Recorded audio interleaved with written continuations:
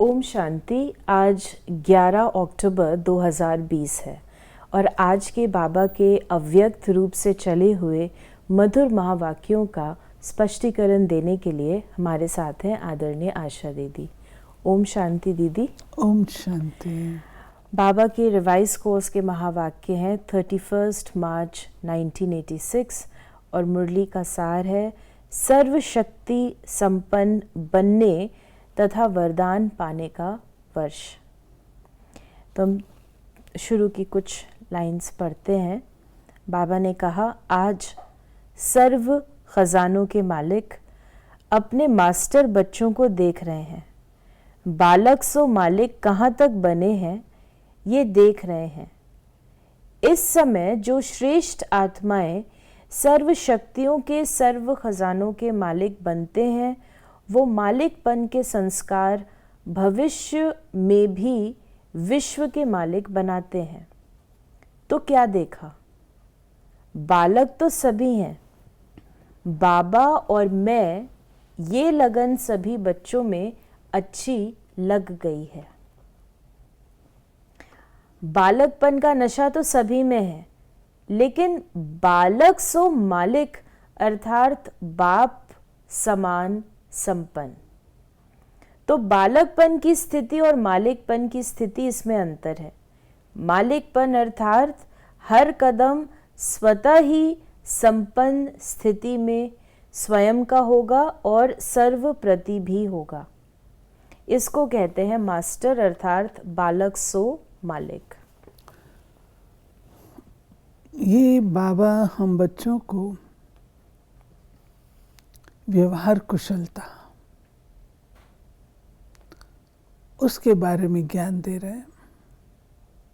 हम सब बाबा के बच्चे हैं, बालक हैं, परंतु बाबा कहते तुम मालिक भी हो। तो बालक कब बनना है और मालिक कब रहना है ये भी समझ होनी चाहिए। मालिक हम हैं, लेकिन जब कोई बड़ों से बात मिलती है तो हमको बालकपन से स्वीकार करनी चाहिए, और जब कोई बात ऐसी होती है जिम्मेवारी की तो हम मालिक बन करके करते हैं। बड़े दीदी हमेशा हम लोगों को सिखाते थे, बड़े दीदी हम कहते हैं दीदी मनमोहिनी को, वो सिखाते थे कि समय पर बालक कैसे बनना होता है। मालिक बन करके आप राय दे दो। आपको कोई बात समझ में आती है, राय देना चाहते हैं, मालिक बन करके दो। और मानो आपकी बात वो स्वीकार नहीं की गई तो अब आपको अंदर में फील होगा। अगर अहम है तो अंदर में फील होगा कि मेरी बात तो स्वीकार नहीं की गई, तो आप डिस्टर्ब भी हो जाएंगे। तो राय देते समय मालिक, और उसके बाद जो डिसीजन हुआ उसमें बालक। तो बालक जैसे सब चीज़ स्वीकार कर लेता है, एक्सेप्ट करता है, ऐसे हमें बालक समझ करके उस बात डिसीजन को स्वीकार करना चाहिए। उस समय मालिकपन के नशे में नहीं रहना चाहिए, नहीं तो वो सेवा में विघ्न हो जाएगा। कई बार ऐसा होता था, मालिक बन करके राय तो दे दी, अब वो राय स्वीकार नहीं हुई। मैं बालक नहीं बन पाई, स्वीकार कर नहीं पाई, तो मेरे अंदर ये आता है आगे से मैं कभी राय दूंगी ही नहीं। मैं क्यों दूं? जब मेरी राय इनको पसंद नहीं, राय स्वीकार नहीं करना चाहते, तो मैं क्यों दूं? इसलिए ये बहुत व्यवहार कुशल वाली बातें हैं। मालिक बन करके राय दो, बालक बन करके स्वीकार करो। बाबा ने कहा कि मालिकपन की विशेषता जितना ही मालिकपन का नशा उतना ही विश्व सेवाधारी के संस्कार सदा इमर्ज रूप में है। तो दोनों की समानता हो, मालिकपन भी हो और विश्व सेवाधारी के संस्कार भी इमर्ज रूप में हो। आगे बाबा ने कहा कि लक्ष्य सभी बच्चों का यही श्रेष्ठ है कि बाप समान बनना ही है। लक्ष्य शक्तिशाली है, लेकिन तो बाबा ने इसको बताया कि संकल्प में समान स्थिति में रहते हैं। कोई संकल्प के साथ वाणी तक भी आ जाते हैं बाप समान स्थिति में, और कभी कभी कर्म में भी आ जाते हैं। तो संकल्प में वाणी और कर्म में आ जाते हैं, लेकिन जब संबंध संपर्क में आते, सेवा के संबंध में आते, चाहे परिवार के संबंध में आते, इस संबंध और संपर्क में आने में परसेंटेज कभी कम हो जाती है। बाप समान बनना अर्थात एक ही समय संकल्प, बोल, कर्म, संबंध सब में बाप समान स्थिति में रहना। बाप समान की परिभाषा बहुत गहरी है और उसकी शुरुआत संकल्प से होती है। जब हम संकल्प करते हैं कि मुझे बाप समान बनना है, तो मेरे संकल्प कैसे होने चाहिए? बेसिक्स मेरे संकल्प कैसे होने चाहिए? जैसे संकल्प बाबा के हैं। बाबा के संकल्प की क्वालिटी क्या है? सदा कल्याणकारी है, सदा दातापन के हैं, सदा शुभ चिंतक के हैं, सदा सकारात्मक हैं, सदा बच्चों के गुण बताने के हैं। कभी किसी मुरली में बाबा कहता है तुम्हारे अंदर ये कमजोरी है, किसी विशेष को। तो बाप समान संकल्प, बाबा के संकल्प बहुत थोड़े होते हैं। तो ऐसे संकल्पों में बाप समान, वाणी में बाप समान। बाबा की वाणी को हम महावाक्य कहते हैं, मुरली कहते हैं। चलो मेरी वाणी को महावाक्य ना कहा जाए, महावाक्य तो केवल भगवान के हैं, लेकिन मेरी वाणी ऐसी तो हो सकती है निर्मल, जो सबको सुख दे। कर्म मेरे ऐसे हों यादगार स्वरूप। बाबा का एक एक कर्म चरित्र के रूप से गाया जाता है। मेरे कर्मों को क्या संज्ञा मिलती है? तो बाप समान में ये जो शुरुआत की बातें हैं, बेसिक्स हैं, ये हमारे ध्यान पर है। बाबा ने कहा कि ये है, और लेकिन संबंध संपर्क में हम नहीं वो बाप समान स्थिति रहती। बाबा ने कहा कि बाप समान बनने के तो ये चारों चीज़ें होनी चाहिए। कोई 2 में रहते हैं, कोई 3 में रहते हैं, लेकिन चारों ही स्थिति जो बताई उसमें कभी कैसे हो जाते हैं। तो बाप दादा बच्चों के प्रति सदा अति स्नेही भी हैं। स्नेह का स्वरूप सिर्फ अव्यक्त का व्यक्त रूप में मिलना नहीं है, लेकिन स्नेह का स्वरूप है समान बनना। ये बाबा ने जो कहा ना, 4 बातें जिसमें समान बनते हैं, संकल्प, वाणी, कर्म, संबंध और संपर्क। और उसमें बाबा ने कहा कि संबंध संपर्क में कम होता है, व्यवहार में कम होता है। उसका कारण क्या? जब संकल्प, वाणी है, कर्म है, वो मेरे अपने हैं, उसका कंट्रोल मेरे पास है। लेकिन संबंध में दूसरी ओर की भी बात आती है ना। संबंध तो तभी होता है, संपर्क में दूसरी पार्टी भी आती है। मन, वाणी, कर्म में नहीं है, लेकिन संबंध संपर्क में है। तो जब दूसरी ओर की आती है, तो उस समय क्या मेरे अंदर उसको स्वीकार करने की, जो मालिकपन और बालकपन की बात कही, बालक बन करके उसको स्वीकार करने की शक्ति है। तब बाबा ने कहा बहुत थोड़े बच्चे हैं जिनमें ये चारों बातें समान हैं, अन्यथा केवल इतना है। फिर बाबा ने जो बात कही उसके आगे तो बाबा ने कहा कि स्नेह का स्वरूप तो बाप दादा बच्चों के प्रति सदा अति स्नेही भी हैं। स्नेह का स्वरूप सिर्फ अव्यक्त का व्यक्त रूप में मिलना नहीं है। हम सब कहते हैं बाबा हमारा आपसे स्नेह है, बाबा भी कहता मेरा भी आप सबसे स्नेह है। तो स्नेह का स्वरूप ये नहीं है कि केवल बाबा आकर के हमसे मिल कर के जाए, अव्यक्त वतन से इस वतन में आए और मिले, ये तो नहीं है। स्नेह का स्वरूप क्या है? समान बनना, बाप समान बनना। जैसे बाबा अव्यक्त है ऐसे मुझे भी अव्यक्त बनना है। तो जब हम ऐसी बुद्धि में धारणा रखते हैं कि मुझे भी अव्यक्त बाप समान बनना है, तो बात फिर दूसरी हो जाती है। तो उस पर बाबा कहते हैं अटेंशन दो।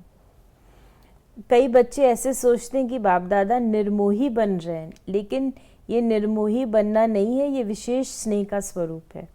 बाबा शिक्षा देता वही तो स्नेह है।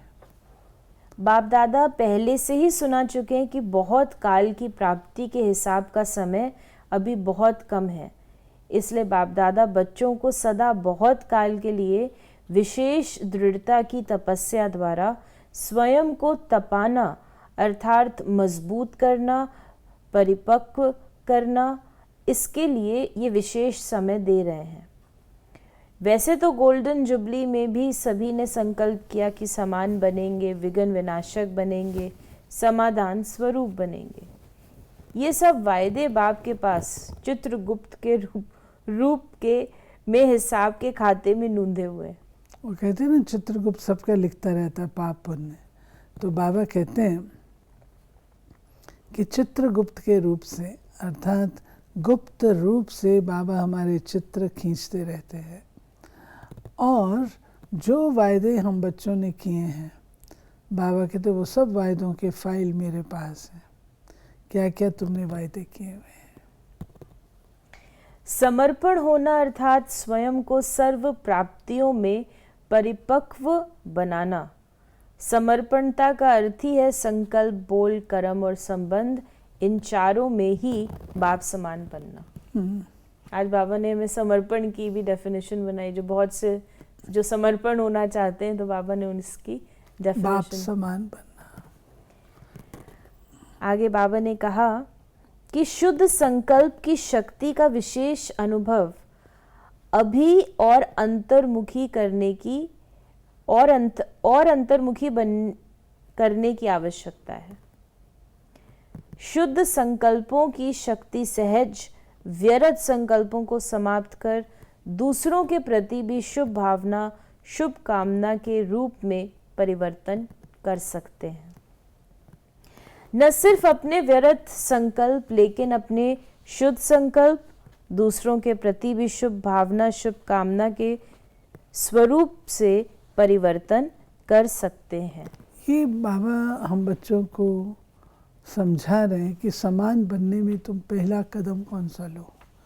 सर्व आत्माओं के प्रति, जैसे शिव बाबा सर्व आत्माओं के प्रति शुभ भाव रखते हैं, ऐसे हर आत्मा के प्रति शुभ भावना और शुभकामना ये रखो।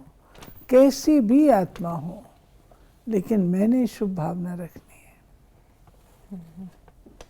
तो बाबा ने हमें यही बताया कि ये मुरली जो है, मुरली सुनना ये लगन तो बहुत अच्छी है, मुरली अर्थात खजाना। फिर आगे बाबा ने ये भी कहा कि ब्रह्मा बाप समान अभी इस विशेषता को अपने में बढ़ाने का तपस्या के रूप में अभ्यास करना है।